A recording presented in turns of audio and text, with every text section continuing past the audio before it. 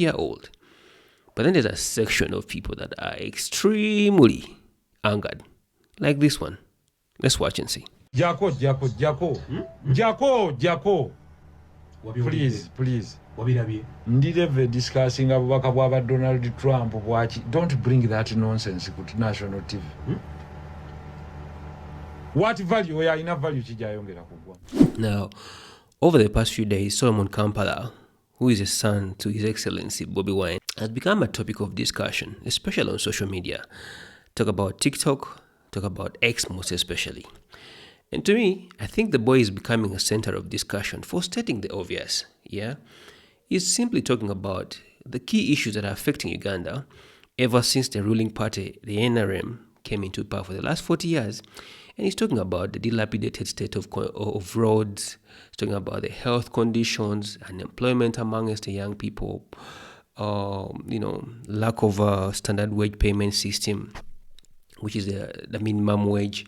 Is basically stating the obvious and reiterating it as a 20-year-old. But guess what?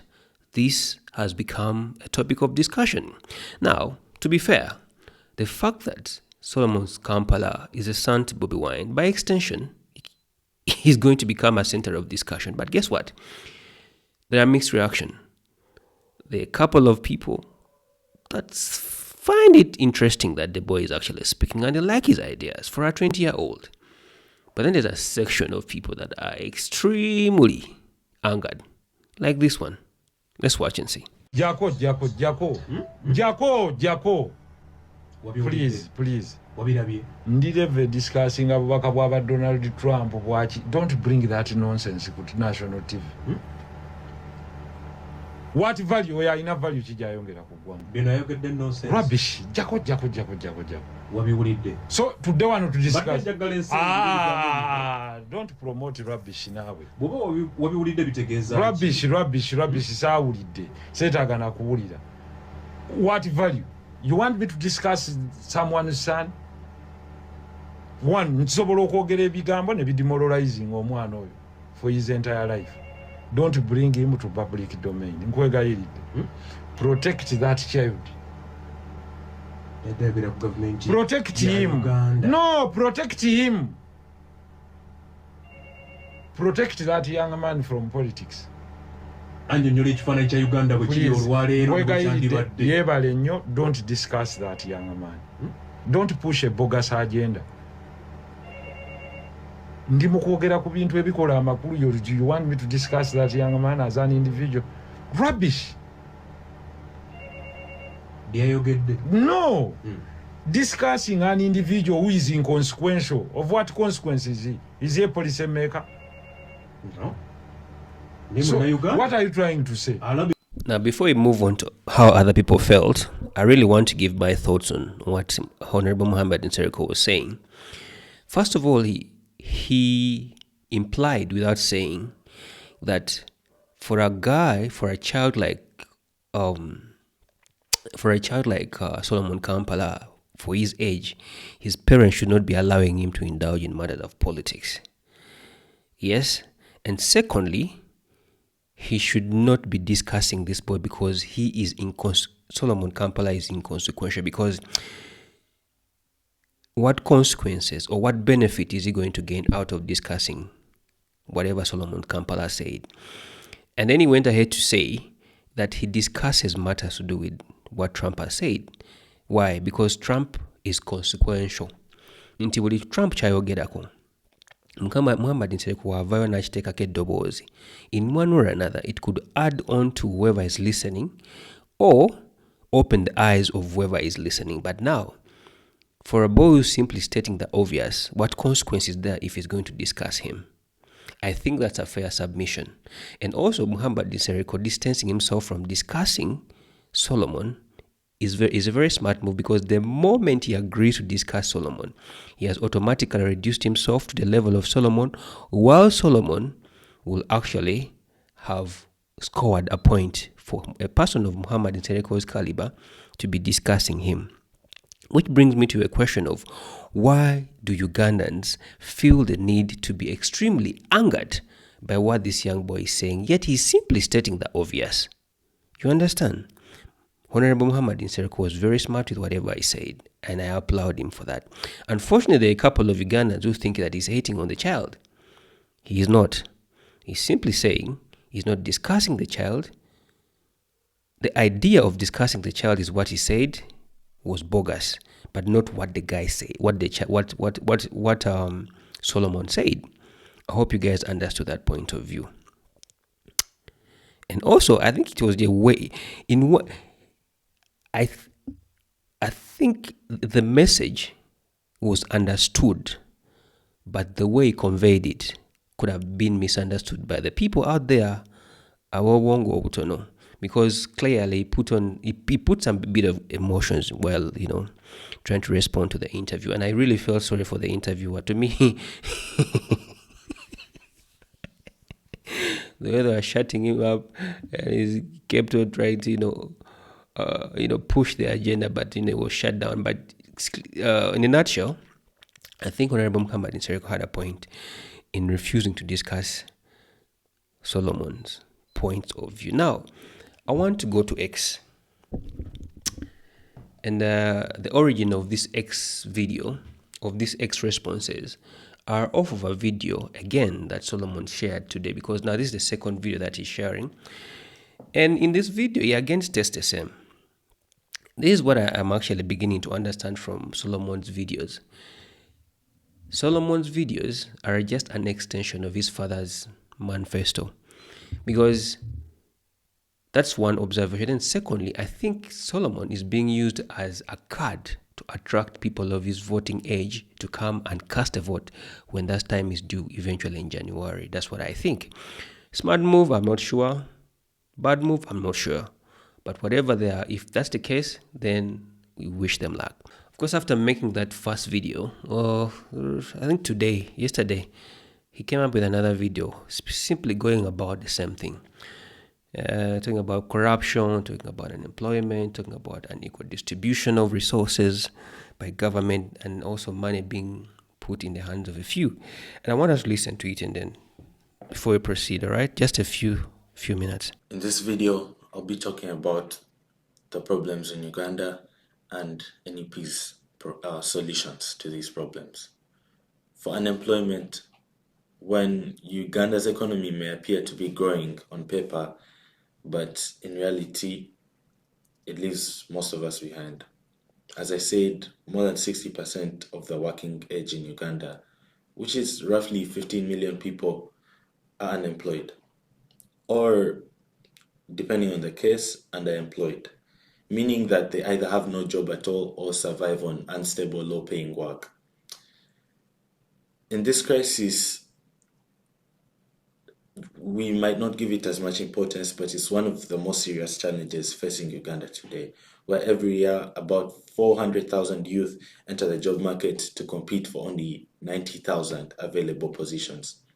This means the majority of young people, even those with degrees, remain jobless or underpaid.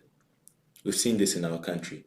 Wealth is concentrated among a small group of elites, while most ordinary Ugandans struggle to afford food, rent, and school fees.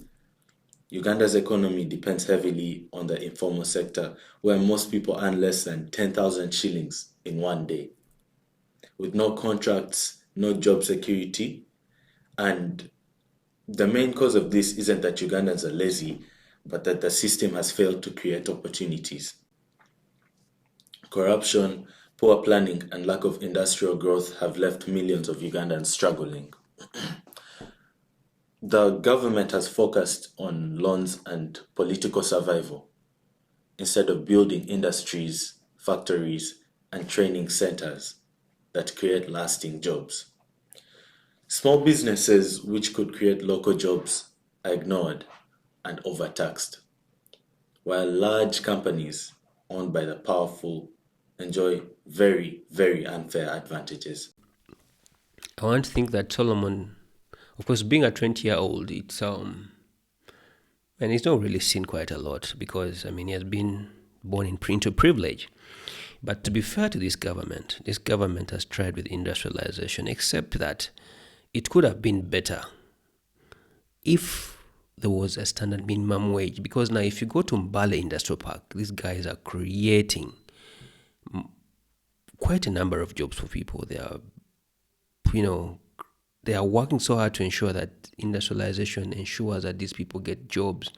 There's especially in the manufacturing sector. There is something being done, at least, but not to a larger extent. I think the phrasing here needs to change. I'm waiting for the solution. Which could create local jobs are ignored and overtaxed, while large companies owned by the powerful enjoy That's fair enough. unfair advantages. Many of the educated youth now see no hope in their own country, and they're forced to go abroad to work as maids, guards, or drivers just to survive in this world. In a country so rich in natural resources, it's unacceptable that young and skilled Ugandans are unemployed, while government officials waste billions of taxpayer income. Unemployment in Uganda is not only an... The video is 16 minutes. We can't play 16 minutes of Solomon talking about obvious things. But let's go to the comment section and see what people have to say. And you see, it's funny how these people respond as if the person they're giving their responses is actually reading the comments, or is in close proximity to hear or understand exactly that which they are conveying. So this goes to show a bigger picture exactly of what is happening in Uganda, that abantu obusungu balina bungi, to the extent that obusungu babudirectinga ne batalina kubuteeka. Kubanga kati omuntu yapostinze video eno ku X is not Solomon, because I tried to look for where Solomon posted. I looked for him on TikTok, I looked for him on X, I looked for him on Facebook. The video was not there. I don't know whether it was alive or shared by his father. I'm not quite sure. But if you look at the rage in the comment section, you would think Solomon is actually the one reading the comments, yet he's not the one. Bad Boy said that, do you know that it is your father taking advantage of the misery to further his own agenda? Actually, he well knows he can't even lead Uganda, right? Because by the way because of the way he conducts himself. That is anger. That is uncalled for. Then someone else said, first of all, Solomon is a slow speaker. This can't be the original tone. It's enhanced. Secondly, he is trying to be low budget MK, but with no power. But his voice also matters anyway. Little bit of acknowledgement, little bit of of shelling the young man. But I don't know what to say to tell the Ugandans. I wish you guys understood that the people that sometimes you direct your anger to don't really care. That's one. But two, they will never see your comments. And then someone else said, this is Anthony Edu, the same taxpayers' money is what your dad and co-leaders are enjoying from government. iPod money is part of taxpayers' cash. So don't sound sweet as if you're in the same struggle with other Ugandans. Come back to this country and lead the struggle, young man. You people forget that sometimes privilege can be a curse or a blessing. Now, depending on how it comes to you. Now, Solomon's privilege is actually becoming a curse in one or another, because there's a group of people who think that he is enjoying the sweat of the taxpayers in Uganda while he is away in the US, recording videos at the comfort of his room with Wi-Fi, with AC, clean air, and fresh food, while the people he is fighting for, in quotes, are actually here on ground, suffering with the conditions that he's describing and is not actually experiencing firsthand. Because Solomon, like any other NHL's politician, is enjoying the fruits of his father, and he has been born with a silver spoon in his mouth. It's not his fault. But to be fair, Bobi Wine has always been a wealthy man right from the point he started doing music. He worked his way to the top to live even before he joined actually politics. He already had his money. He was living in that beautiful house. He was driving expensive cars. So clearly, being born in privilege for Solomon did not enjoying privilege for Solomon did not start when his father joined politics. I think he just got better. You understand? So directing this anger to this boy does not really work. And then somebody else said, you had more than 4 years before to start saying all this. Why did you wait for campaigns to start opening your big mouth? Sorry. If you are certain of this country's posture. One of the statements that Solomon made during his broadcast, he said that there's low payment and no wage, like standard wage payment system. And then someone went ahead to ask him to say that His Excellency Bobi Wine has owned and continued to run several businesses across Uganda. For the past 15 years or so, he has employed Ugandans in the quest to grow his wealth and empire, amass wealth he has and amass wealth. I would want to know whether he has been paying a decent wage, let alone pay NSSF and pay. Now, again, this is a question that Solomon shouldn't be answering. But again, the Baganda say,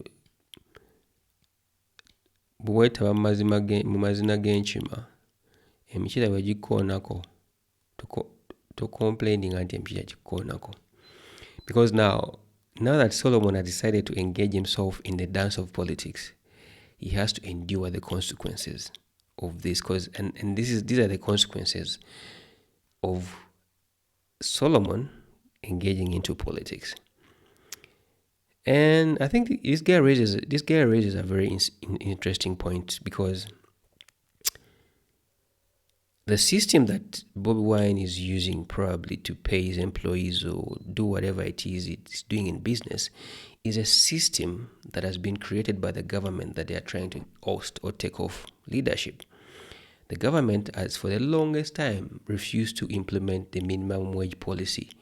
So people are doing as they will. They are paying people as much as they want, and they're not bothered because the law is not there. So Solomon is saying, despite the fact that his father may be working under the same regime, under the same system, they are here to fix it, but we are not sure if they are actually paying good money. Knowing who Bobi Wine is and how stingy he is, according to people say Bobi Wine is stingy, I'm quite sure that pay is not massive. All right, that said, I want to give you guys something, to explain to you guys something common among the children of politicians. Politicians' children inevitably or unconsciously end up in politics,